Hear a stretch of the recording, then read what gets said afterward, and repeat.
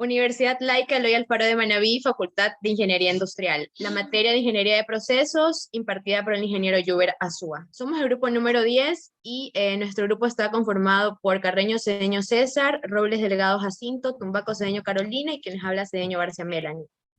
Nuestro tema que le vamos a hablar en esta presentación es la instrumentación y control.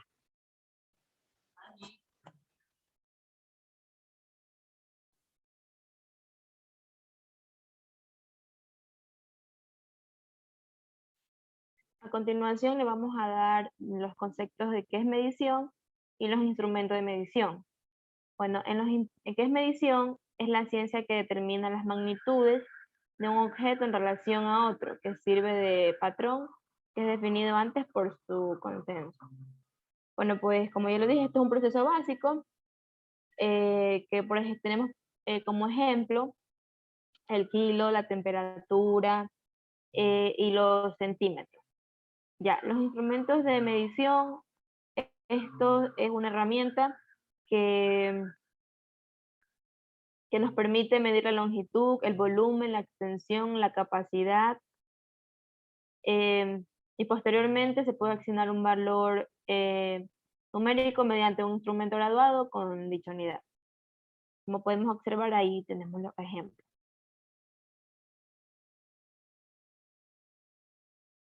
Ya, las características de la medición. Dentro de ellas tenemos la exactitud, que esta de aquí se refiere a la cual se acerca el valor real que se encuentra el valor medio. Entonces, por lo tanto, la exactitud es igual a la suma de todos los errores que se pueden dar. Ya, tenemos también lo que es la precisión, que esta es la dispersión del conjunto de valores obtenidos de mediciones repetitivas. También tenemos lo que es la extensión, que este es el valor máximo de la entrada menos el valor mínimo. Ya, ahora tenemos la clasificación de los instrumentos de la medición. Dentro de ellos tenemos lo que es la longitud, las masas, el tiempo y los ángulos. Dentro de las longitudes podemos tener el flexómetro, dentro de las masas podemos tener la balanza, dentro del tiempo podemos tener el cronómetro y dentro de los ángulos podemos tener el goniómetro. Ya, a continuación vamos a ver lo que es un sensor. Este sensor es un fenómeno físico que es un dispositivo que está capacitado para detectar acciones o estímulos externos.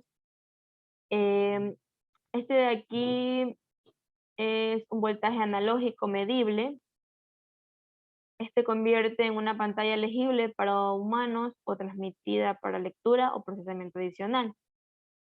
Tenemos dentro de ellos los tipos de sensores, como lo podemos ver en las imágenes, que tenemos sensores de ultrasónicos, tenemos sensores de humedad, tenemos sensores de luz, tenemos sensores de velocidad, etc.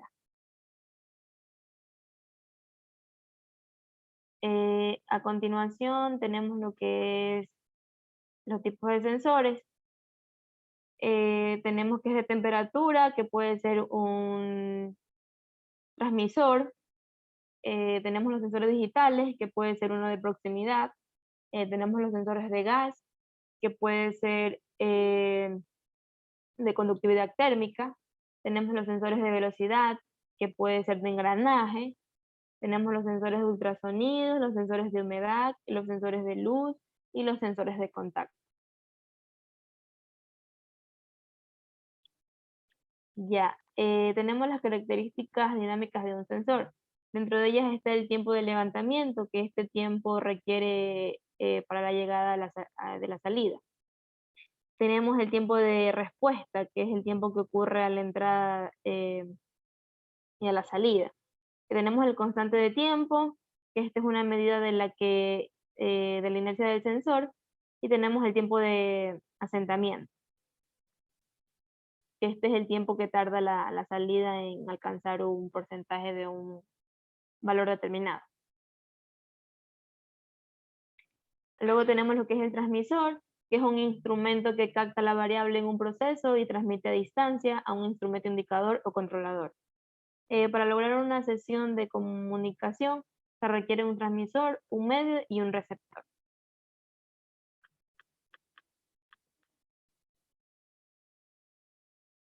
Luego tenemos los tipos de transmisión, que podemos tener telemétricas, podemos tener neumáticas, podemos tener digitales, hidráulicas y electrónicas.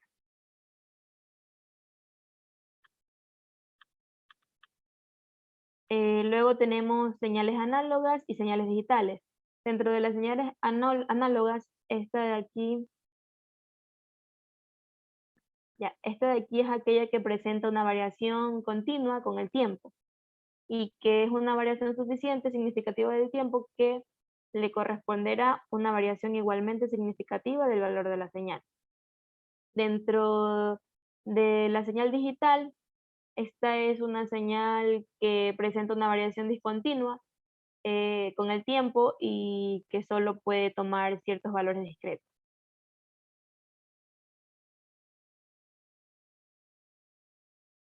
Ya, tenemos lo que es el controlador. El controlador es un software que controla un dispositivo en un PC, como por ejemplo una tarjeta de video o de sonido. Este también es conocido como driver, y estos controladores actúan como puentes entre las aplicaciones y los dispositivos, encargándose de que ambos interactúen. Tenemos los tipos de controladores, que pueden ser periféricos, dispositivos, aéreos, lógicos o impresora.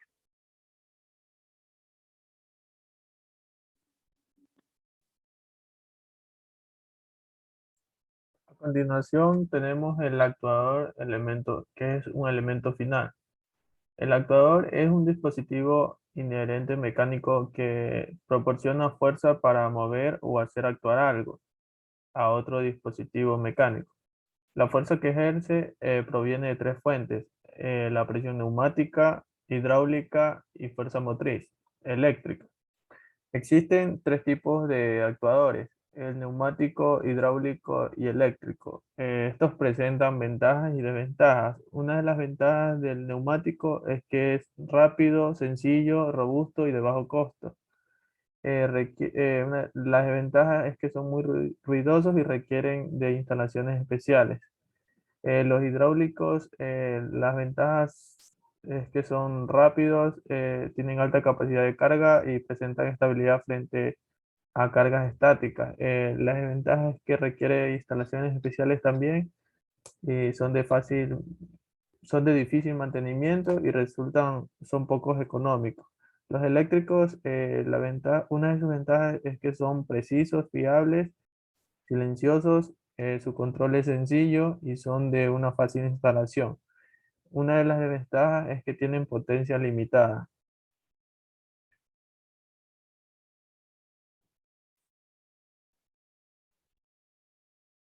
La exactitud. Esta es la capacidad de un instrumento al acercarse al valor de la magnitud real, pues depende de los errores sistemáticos que intervienen en la medición, notando así la proximidad de una medida al verdadero valor y la validez de la medida. Como podemos ver en las figuras, el impreciso inexacto, el preciso inexacto, el impreciso exacto y el preciso exacto.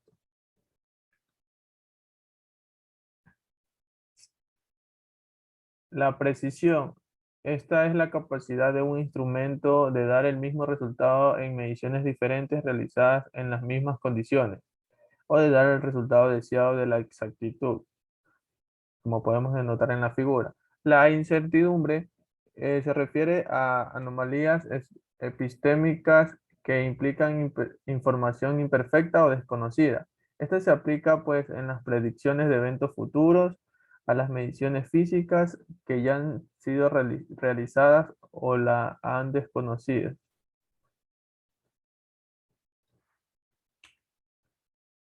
El error de medición es la diferencia entre el valor medio y el verdadero. El error aleatorio, no se conocen las leyes o mecanismos que los causen por su excesiva complejidad y por su pequeña influencia en el resultado final. El error sistemático permanece en constantes en los valores absolutos y en el signo al medir una magnitud en las mismas condiciones, y se conocen las leyes causantes.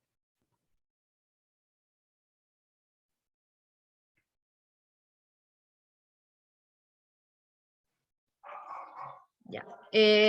Nosotros, bueno, yo les voy a hablar acerca de lo que es la sensibilidad, la repetibilidad y la histeresis. Como definición de la sensibilidad, podemos decir que es un instrumento de medida más sensible cuando entre más pequeña sea la cantidad que ésta pueda medir. Una balanza que aprecia en miligramos es más sensible que otra que aprecia en gramos. Como tal, podemos determinar que la sensibilidad, pues define, dentro de un sistema va a definirla como tal, en lo que tiene que ver la relación del cambio entre la función de transferencia del sistema o respecto al cambio en la función de transferencia del proceso. Ya con respecto a lo que es la repetibilidad, es la variación causada por el dispositivo de medición o se puede decir que es la variación que se observa cuando el mismo operador mide la misma parte muchas veces, usando el mismo sistema de medición bajo las mismas condiciones. La definición de histeresis podemos decir que es la tendencia de un material a conservar una de sus propiedades en ausencia del estímulo que la ha generado. Podemos encontrar diferentes manifestaciones de este fenómeno. Como tal, la histeresis está definida como la diferencia entre los tiempos de apagado y encendido del controlador. El usar un controlador de acción de dos posiciones da como resultado una oscilación de la variable controlada. Ya, a continuación voy a hablarles sobre lo que es la resolución. La siguiente, por favor. Ya, la definición de resolución es la mínima variación de la magnitud medida que da al lugar una variación perceptible de la indicación del correspondiente valor. Dicho de otra forma, la resolución pues va a indicar el valor mínimo a partir del cual notaremos una variación o salto en la medida de aquello que estamos midiendo. Por ejemplo, si la resolución de un termómetro es de 1 grado centígrado, la medición será de 1, 2, 3, 4, 5 y pues así sucesivamente. Ahora les voy a hablar sobre lo que es la deriva. La deriva es la variación continua o incremental de una indicación a lo largo del tiempo. Debido a variaciones de las características metrológicas de un instrumento de medida, o sea, es como cambio la corrección del instrumento entre calibraciones o controles.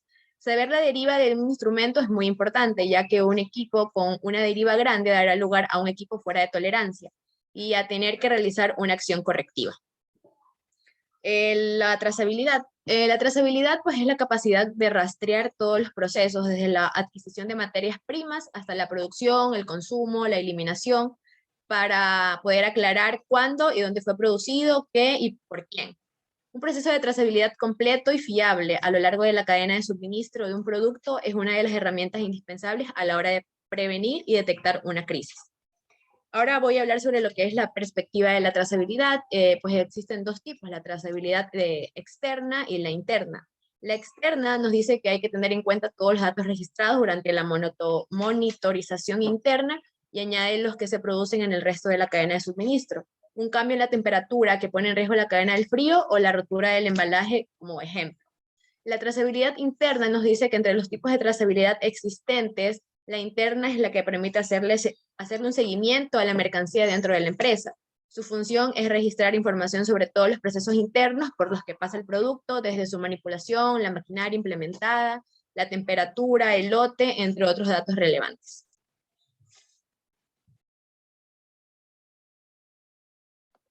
Bueno, a continuación le vamos a hablar sobre el ruido blanco. El ruido blanco o sonido blanco es una de las señales aleatorias que se caracterizan por el hecho que sus valores de señal en dos tiempos diferentes no guarden correlación estadística. Luego tenemos lo que es el ruido industrial. El ruido industrial es mucho más que una simple molestia.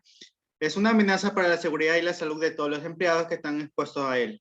Entre ellos encontramos el ruido industrial de empresas y organismos que utilizan maquinarias pesadas como la construcción, manufactura, el tratamiento de aguas, ensamblaje de automotriz, generación de energía, trituradoras, entre otras.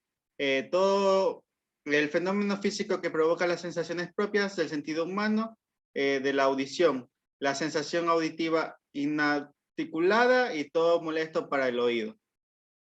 Siguiente. La alineabilidad. Examina qué tan exactas son las medidas en todos los rangos esperados en las mediciones. La alineabilidad indica si un sistema de medición tiene las mismas exactitudes para todos los valores de referencia.